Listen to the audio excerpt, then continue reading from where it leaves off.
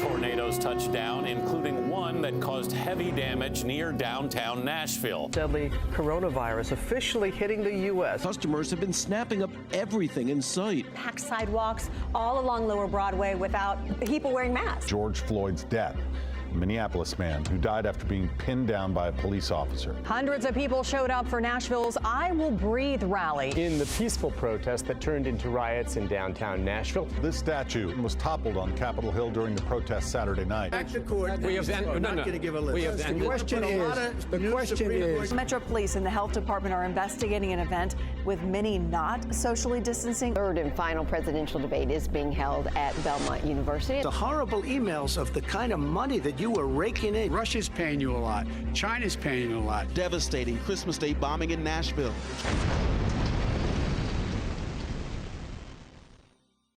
So how did we get here? How did we get here? How did we get here?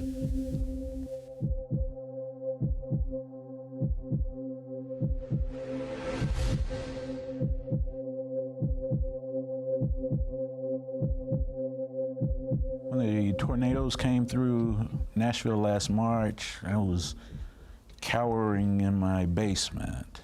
Power went out, and I immediately started thinking about whether or not I had charcoal for food, whether the water was running. In Germantown and up Rosa Parks, there was an auto parts store that had been completely shattered.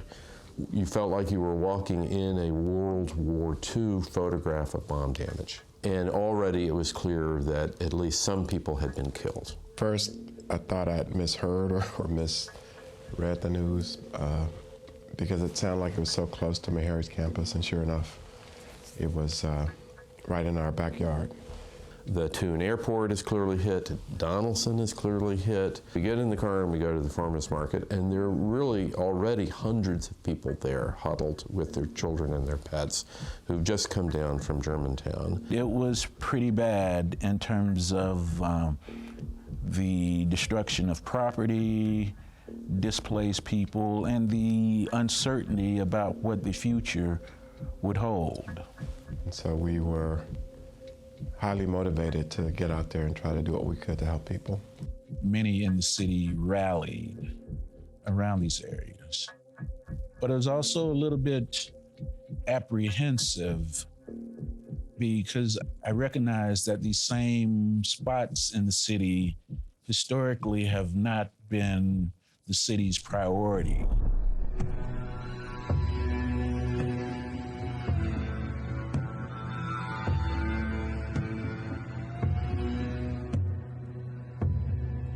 On January the 30th of 2020, the World Health Organization declared COVID-19 to be a public health problem of international concern. I'm declaring a public health emergency of international concern.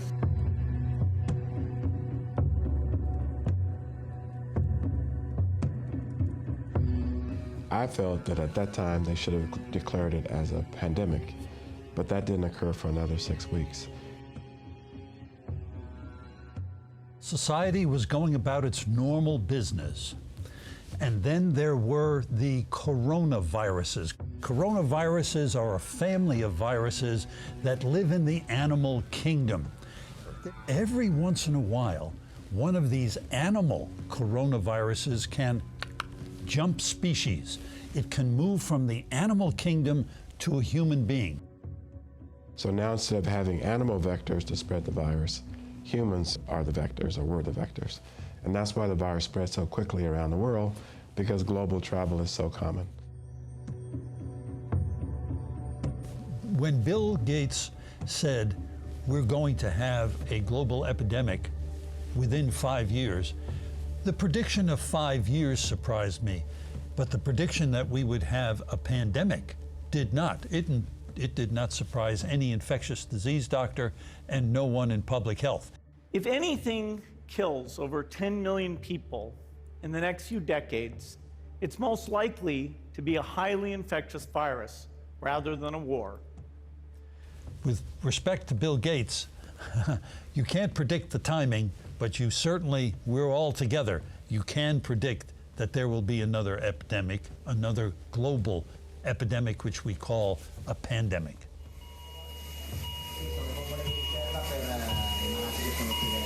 They're fighting a war here and they are losing. We're losing more than we're keeping. I put an ungodly amount of people in body bags that I wasn't prepared to do. This isn't going to get any better. America is not prepared, and nurses are not being protected. But COVID was extraordinarily contagious, and even more importantly, it could spread to people and not make them very sick or sick at all. This is a recipe for a virus spreading very rapidly. And within a few short months, this virus had spread from the interior of China to all the continents on the globe except Antarctica. COVID itself, the virus, obviously has created all kinds of crises, and the way it has impacted our healthcare system and our economics and our social and cultural environments, just the way we run our lives. As of September, just over 1 in 5 small businesses in New York City were closed due to COVID-19. Small businesses are critical to the economy. They employ nearly half of all Americans. COVID-19 has put a major pause on so many things for so many people, particularly career-wise. We were closed for 5 months out of 2020. The whole pandemic and the whole being quarantined and closed in your house and not be able to do anything and not be able to interact and not be able to have social life. I think that's more important or bigger than just money. And yes, we lost a lot of money. But here in Nashville, our mayor, in the context of a state that wasn't necessarily on board with being guided by science, we had a mayor of Nashville who decided that science was going to be a key part of his decision-making. Nashville has done a great job and worked really hard, and people have, by and large, pulled together. What COVID has brought to light is that even though anyone can have COVID, it has impacted communities of color more than anything. And it's because when you think about it, most people in the black and brown community are people that cannot afford to not go to work because they do need their job, they do need the income, right? And so even if they want to stay home, they have to think about how to pay their bills. When you have a pandemic that in some cases was killing black people at 10 times the rate of white people, and also for Hispanics as well, then you have to wonder, do our lives matter? Some states are reporting disproportionately large numbers of African American deaths. This is the 10th hospital that I have been in, and to see the way that these families have to live after this. So these are populations that have been disproportionately affected by the illness itself. It all comes back to a central question that needs to be answered, and that is, do we value all lives the same? It's one of the issues that gave birth or rise to the Black Lives Matter movement.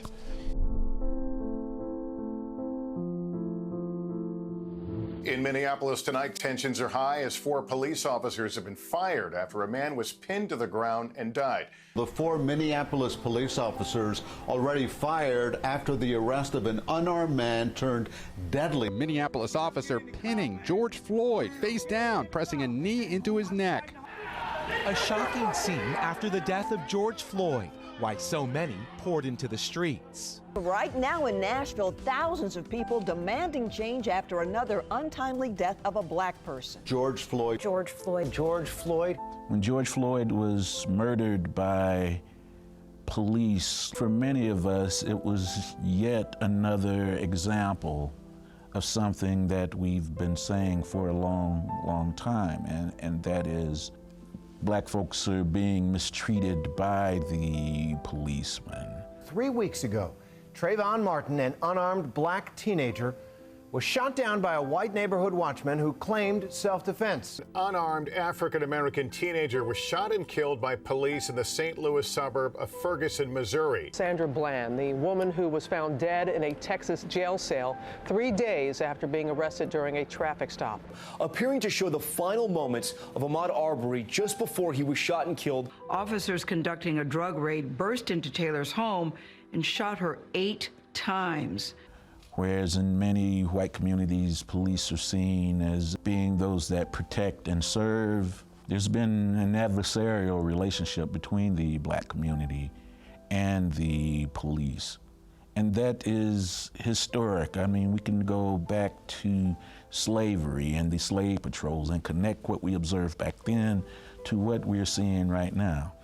And so having to see it on camera, how the life was snuffed out of someone, I think made everybody mad, not just blacks, but especially the African American community, to be able to say, this is what we've been talking about. We don't get the same treatment. And clearly, that event decisively demonstrated that there's an opportunity for America to be much better. And it was something that was so visible and so painful that we felt as though we had to do something, so we take to the streets. The death of George Floyd last year sparked a so-called racial reckoning and protests across the country and world.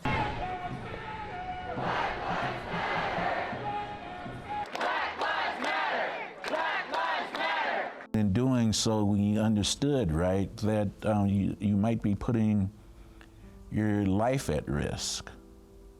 Thousands of people peacefully protested in Nashville last night. People have just been staying here in front of the police precinct. But nonetheless, it gathered by the thousands. And I think that within those protests, you saw a level of concern for black life that has never been seen in human history. I think it's important for everyone to know that the protest is a symptom of a problem that is much more larger, right? And I think that without really understanding that there is inequity, people don't have the same opportunities. But to be honest with you, for African Americans, the atrocities that are visited on black bodies go all the way back to 1619. So there's a reason for people to feel the way they do. I remember seeing the protests downtown, whether it was at the public square, whether it was at the plaza, and thinking about how that contrasted with the nature of these sites prior to that, because they sold slaves, enslaved people, enslaved black men and women at the public square. Enslaved black men and women built the very Capitol where these folks are protesting, but we've more or less erased them from public history, from public memory rather. But now you have people by the thousands who are in these same spaces saying that Black lives matter. Black lives matter! Black lives matter! Black lives matter! It was a moment of peaceful, affirming, participatory democracy where people were, in a long tradition of Nashville and other communities, communicating that we need a type of change. So I think all of these movements, including Black Lives Matter, bring issues to our collective attention that must be dealt with. We all need to look at what it is that we can do, each in our own way. Some people larger, some people smaller, some people nationally at the state level, some people just in their own neighborhoods. But we can all make contributions to the improvement of our society, because if things benefit others, they benefit us. In my humble opinion, we're never going to reach the enormous potential that the city has, the state has, that the nation has, until we have those difficult conversations about what I started with, which is, do all lives really matter the same? Because when we finally reach the point of embracing that idea, the consequences for what America can achieve for itself as a country and for each other as individuals will just be truly amazing. She did what? That changed the world. That changed the world.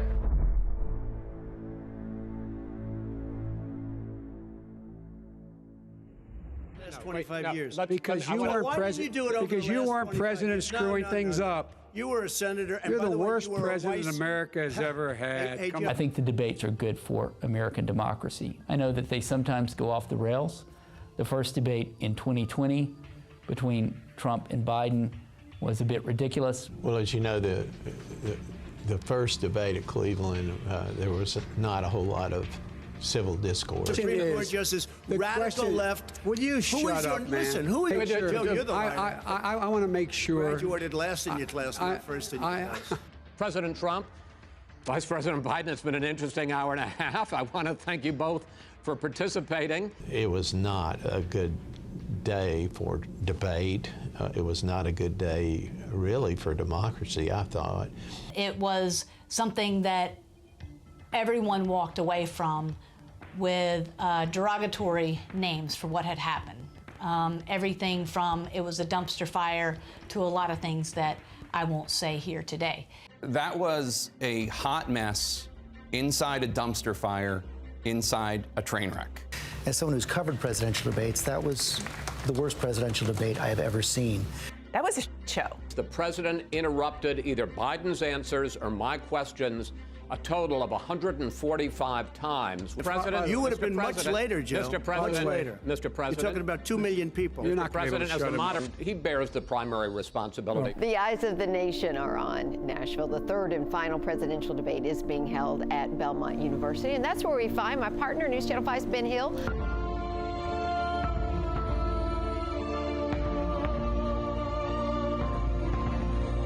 Kristen Welker was amazing. I think she was a superstar. And by the way, so far, I respect very much the way you're handling this. I think the debate that we saw at Belmont is a much better example of how debates can be done right. I think if people are reflecting on the presidential debate at Belmont, what I would want or hope that they are recognizing is that it was truly an extraordinary effort to make it happen. Again, it was the last chance for our citizens to see these two candidates for the highest office in the land square off and share their ideas opposed to one another. COVID scrambles the chessboard in the 2020 election and makes us rethink our assumptions about what is going to happen. Trump's problem was not that this issue kind of fell into his lap or that this pandemic was horrible. There's probably not a political leader alive that could have stopped the pain and suffering associated with the pandemic.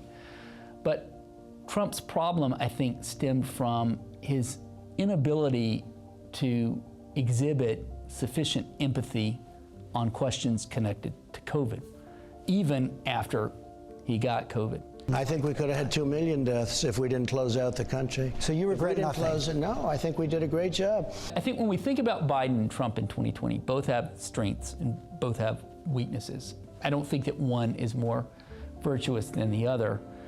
I do think Biden's personal experiences, especially the loss of his son, he was able to talk about that in ways that resonated with the American people during a time of a horrible pandemic. There's so many great things about the 2020 election because for me as an African American, I felt like the African American community and the immigrant community came out and did their part. People took the time to go vote.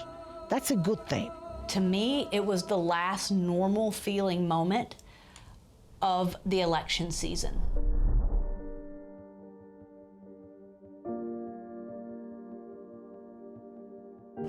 Christmas morning 2020 was quiet, and then at 6:30, that's when around everything kind of started to change. My photographer and I were very close to downtown. In fact, we were driving around in our big storm tracker unit, and we were showing people the icy road conditions, and we thought, okay, let's head down Broadway, because that's an iconic area of Nashville. It's Christmas morning. People would love to see Lower Broadway on Christmas morning. I couldn't sleep the night before. I don't know, maybe unconsciously I felt something. I fell asleep at around, I think, 5 or 6 a.m. And then my phone was ringing, and I was like, kind of, you know, trying to feel for my phone, and finally I answered it, and one of my best friend, he said, you know, there was bombing downtown, check that the shop is fine. I almost thought it was like the back of a garbage truck, like a dump truck, is kind of what it sounded like, but it felt like more. Soon after that, we looked off to our right and we saw smoke coming from downtown Nashville. You know, like any normal person, when you hear something like that, you don't think that, you know, it actually will affect you. And then I looked at the security camera and I saw, you know, just nothing. Everything was bombed to the ground. We have a camera on the top of our storm tracker that I was able to capture some of that smoke in those moments as we were headed downtown. And when we showed up, all we could see down 2nd Avenue was flames and smoke. And it looked like a war zone. The only other time that I've seen something that kind of reminded me of that was about 30 minutes after the tornado came through East Nashville. And then I rewinded it to the, you know, to the moment of the event, and then I saw the bombing, and I saw my shop getting destroyed. So my life work went to drain in 30 seconds. People were screaming, running outside in shock. None of us really knew what had happened.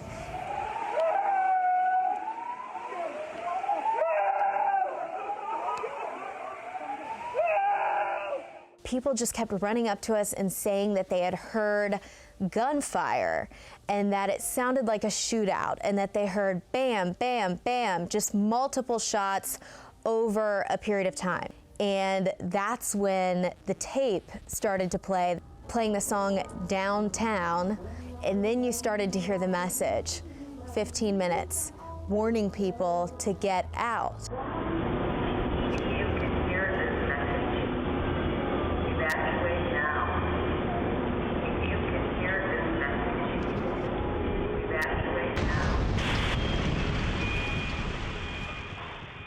And that still to this day is one of the most head-scratching, questionable things about this bombing, is that clearly the bomber, though he put a lot of people's lives at risk, it appears he did not intend to kill anyone.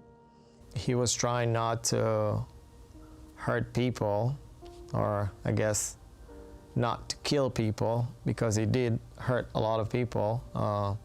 There's 45 businesses. It affected everybody for a few days, and then we got it down to where it was 2nd Avenue for a couple of weeks, and now it's really one block of 2nd Avenue that will go on for a few years. Mayor Cooper mentioned that as bad and as devastating as the Christmas morning bombing was, it could have been 100 times worse. Now, at the end of the day, I think all of us, I certainly have gone from relief that there were not more casualties, and that's an amazing thing that there were not, particularly when people begin to see the devastation on 2nd Avenue. You know, anything that I gained from the past year, I lost in the bombing. So I just want to erase 2020 from my memory. The man who bombed in the Christmas Day bombing, he didn't just, you know, blow up a city block. He blew up the city's history.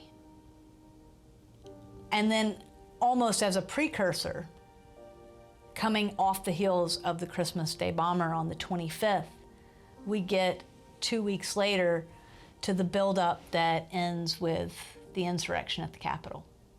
On January 6th, we saw what various people have called an insurrection, a riot, or a protest gone wrong. He's continuing to call on his supporters to resist the legal results of the 2020 election. A gentleman from Tampa just told Griff Jenkins he came to the Capitol because the president said something big was going to happen. We're seeing protesters overcome the police. The police are now running back into the Capitol building. I come from Africa. I've seen coup in Africa. But watching what happened that day, you're thinking, this is the United States of America. How did people get to evade the Capitol? And here in Tennessee, I will say, I'm deeply saddened that we've contributed as a state to the false narrative that any state was unsure about how its state voted in the presidential contest.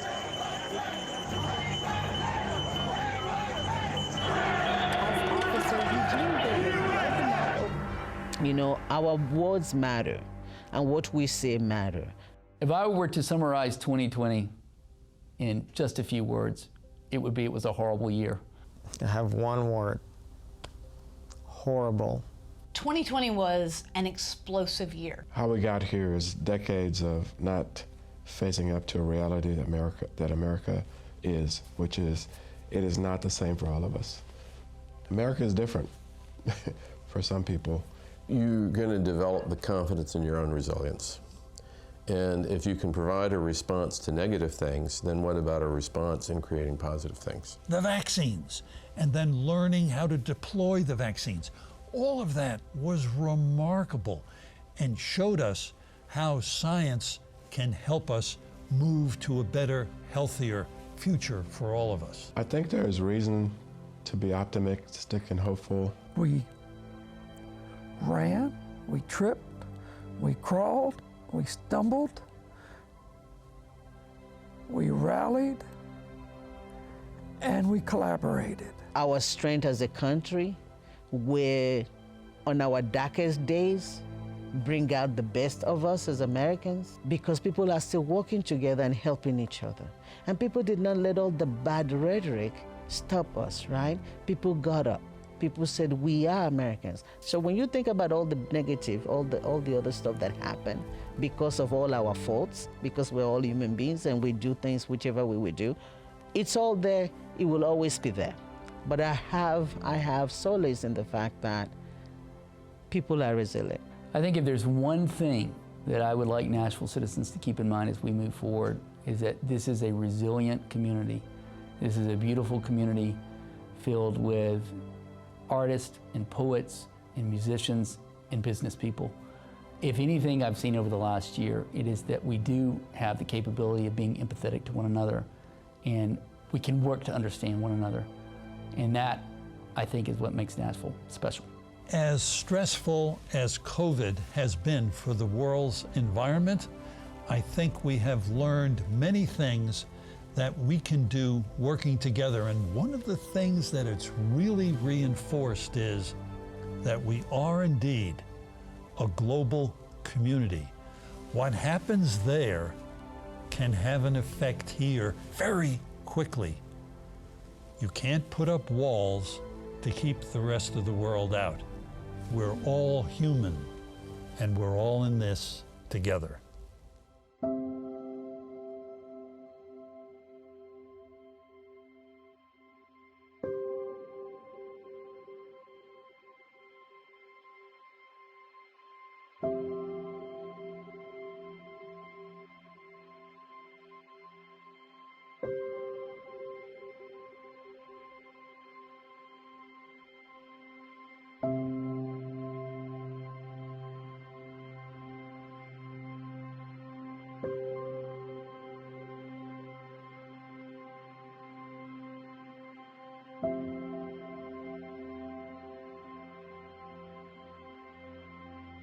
you.